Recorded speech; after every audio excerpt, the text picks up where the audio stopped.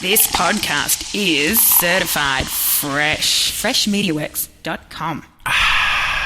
Welcome to the Montgomery ISD Athletics Show, where each week we share conversations about everything that makes MISD athletics so great.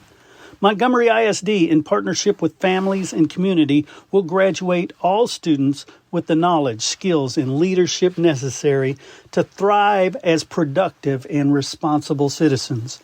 Athletics play a vital role in student success, promoting physical and mental well-being while developing essential life skills like teamwork, leadership, and resilience that benefit students far beyond high school.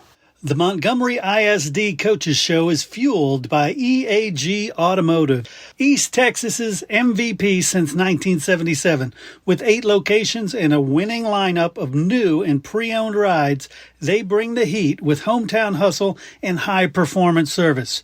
EAG Automotive, where East Texas drives to win. With 60,000 fiber route miles across 20 states, we deliver reliable solutions.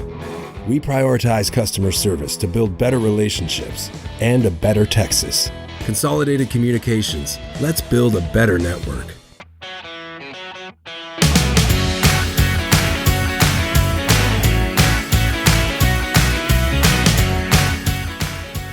All right, everybody, welcome back to the Montgomery ISD Athletics Show. I'm Chris Daly. I am joined today by Coach Tim McGuire, who is the Montgomery girls track coach, correct? Yes, sir. Cool. Well, last time we spoke about cross country and, had some really good performances there in cross country. But I want to talk about girls overall track. Just give me your report card on the season.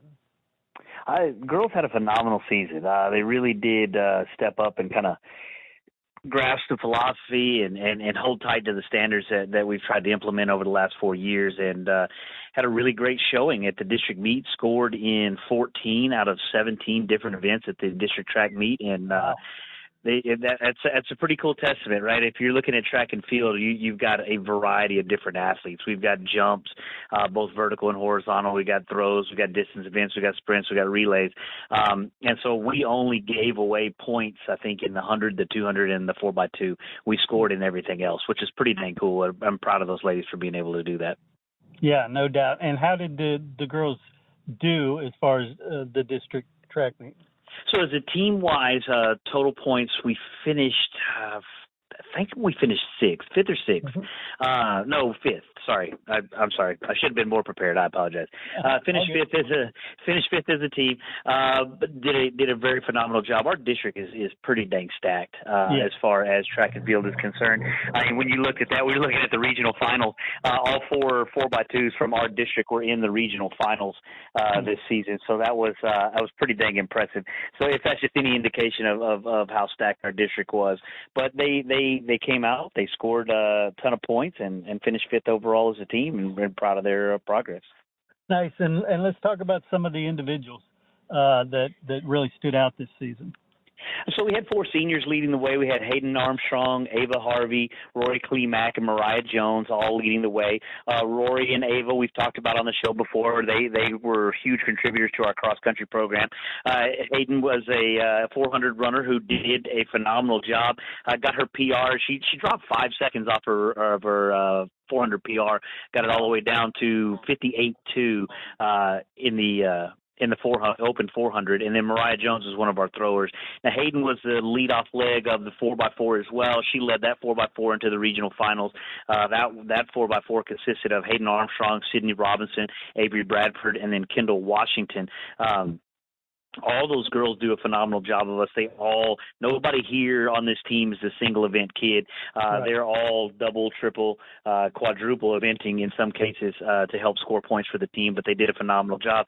At the regional meet, we went, and our second leg, Sydney, had gotten the flu or something. It was rough, and she was pretty down, bedridden, and we had freshman Amelia early step up and fill that gap, and still got us to the regional finals, which is pretty cool. But saving the best for last, we had a freshman on the team who she ran hurdles for us, scored points in the hurdles for us at the district meet. But the real star of her program was the vault. She took our vault school record from 9 feet all the way up to 12 feet. She is currently Ella Russell is her name. She is currently our Region 3 vault champion, and we'll be vaulting at 3 p.m. in Austin this Friday at the state track and field meet. That's very cool. So, yeah, the next logical question after you talked about the seniors was, what do you have coming back? But it sounds like you've got quite a bit.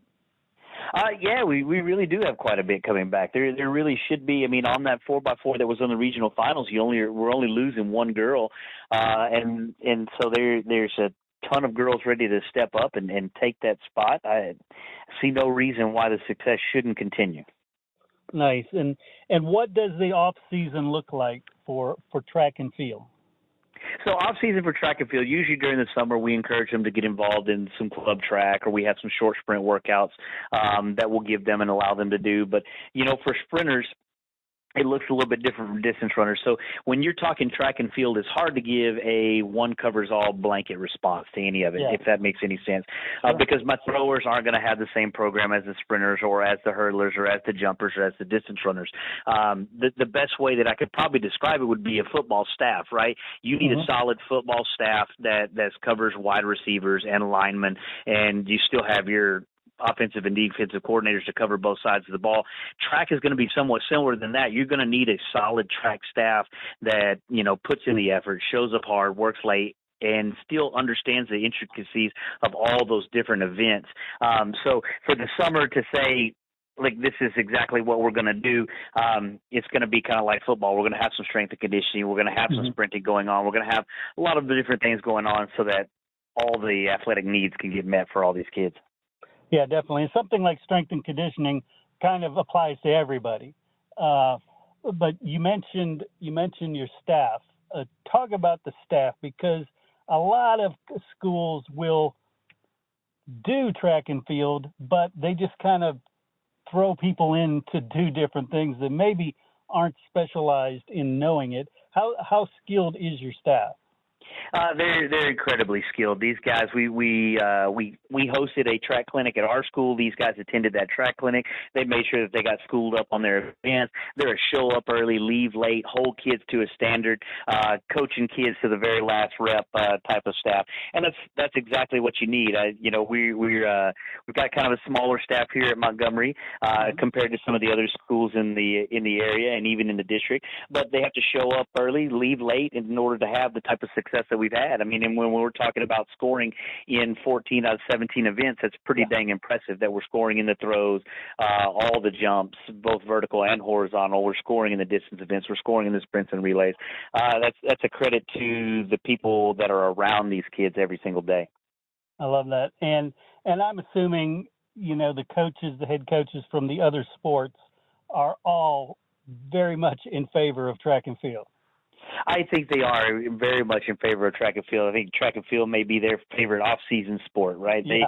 These kids get to come back to them faster and stronger than they were when they left them, and so I think that's a very, very solid testament to what's going on here at Montgomery, that we love multi-sport athletes, and I think the other head coaches love track and field just as much as we do.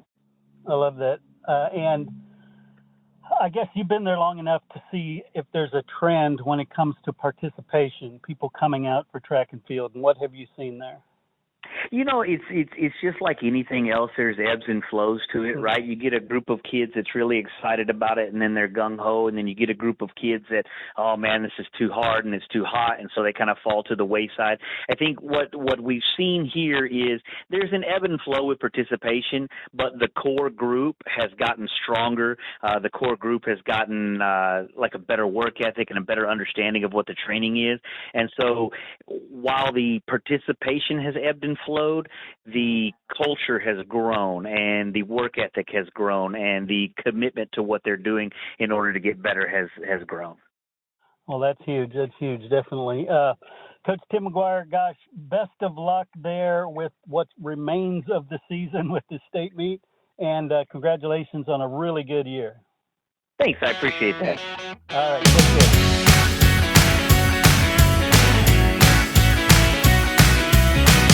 At the Woodlands Behavioral Health and Wellness Center, they want kids to thrive, not just in school, but in sports and in life. Pressures like anxiety, ADHD, or even the stress of competition and injuries can hold them back. That's why their team offers specialized care, including sports psychology, to help kids manage performance pressure, bounce back from setbacks, and build confidence on and off the field. They provide complimentary consultations, so call today. Call 281-528-4226 or visit addwoodlands.com because every student deserves the chance to thrive.